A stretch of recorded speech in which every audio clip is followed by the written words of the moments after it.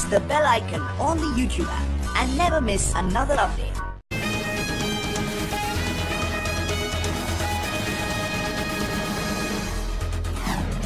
Welcome back.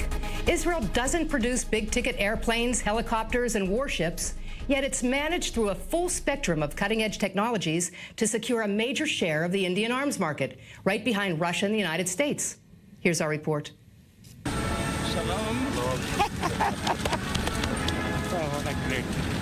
Israel rolled out the red carpet this week for Narendra Modi, the first ever Indian Prime Minister to visit the Jewish state. The pomp, circumstance, and personal attention lavished on the Indian premier by Israeli Prime Minister Netanyahu rivaled that of the recent visit here by U.S. President Donald Trump, reflecting Israel's desire to fortify its expanding partnership with New Delhi. Prime Minister, we share a bond of democracy and creativity, a deep respect for the past, a boundless optimism for the future. And it's in this spirit, my friend Narendra, in this spirit of close cooperation and deepest friendship, that I welcome you here to our home in Jerusalem. This year marks a quarter century of formal diplomatic ties between India and Israel, ties that have significantly expanded since Modi took office in May of 2014. Fueled by threats from radical Islamic terror, rockets and missiles, and the need for border controls and cybersecurity, the two nations are expanding military and security ties at an unprecedented pace. And while both leaders of their respective right-wing nationalist governments sought to highlight during Modi's visit here the myriad non-military aspects of their relationship, it is defense trade and security cooperation that continues to dominate the bilateral agenda. As such, we must resolutely oppose the evils of terrorism, radicalism, and violence that plague our time. Israeli arms sales to India predate by decades the formal ties established in 1992. Throughout the Cold War, India, as head of the non-aligned movement, consistently sided with the PLO and Israel's Arab and Muslim adversaries worldwide. But that didn't dissuade New Delhi from quietly acquiring Israeli weapons, which it used in its wars with Pakistan in 1965 and 1971, and in its border conflict with China in 1962. In 1999, when India and Pakistan, by then nuclear powers, went to battle once again, this time in the mountains of Kargil, Israel provided drones, precision munitions, targeting systems, and even satellite imagery that helped push Pakistani troops and Kashmiri separatists back beyond the line of control.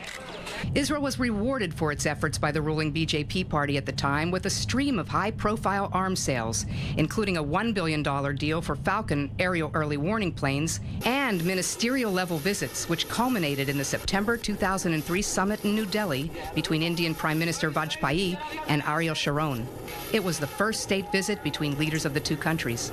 Since then, Israeli and Indian defense cooperation has steadily progressed, even as New Delhi furthers its security ties with several Mideast partners, including the UAE, Oman, Qatar, Saudi Arabia, and Iran. This is a very long cooperation that that's for several decades now. We're working together with all of the Indian administrations and users for many, many projects that we are doing together. And together we are building the wall and we are building the capabilities of India and Israel together. In the decade prior to Modi's election, defense trade grew from a few hundred millions of dollars annually to nearly $1 billion. But it was subtle, given the policy of the ruling coalition at the time, not to antagonize India's 180 million strong Muslim minority or its ties to Gulf states. In addition to a full spectrum of arms sales, the two countries quietly embarked on extremely sensitive collaborative projects, including a joint air defense system and the January 2008 launch from India of Israel's first radar spy satellite. We are utilizing all the know-how that we are doing for many years to produce the systems in India, and by doing that we are actually doing the offset required by the Indian administration. Today, defense trade between the Modi government and Israel steadily exceeds $1 billion per year, even as the United States and Russia are lobbying hard to carve out a greater share of the Indian market. Israel's state-owned Rafael beat out U.S. giant Lockheed Martin for an estimated $1 billion worth of anti-tank missiles, and the firm, like Elbit Systems, another top-tier Israeli company, is solidifying its in-country presence through numerous joint ventures and local investment. But by far the biggest driver of Israeli Indo-defense trade is state-owned IAI.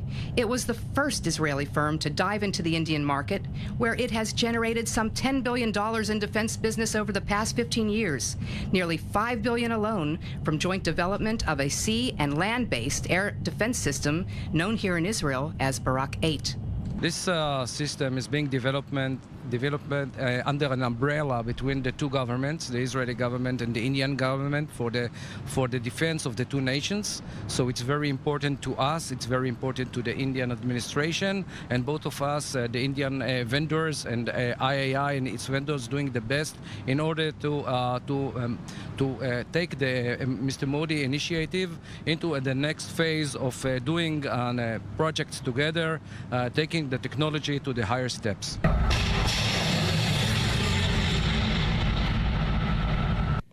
We'll take a short break and be back with our interview with Yaakov Amidror, former Israeli National Security Advisor. Please stay with us.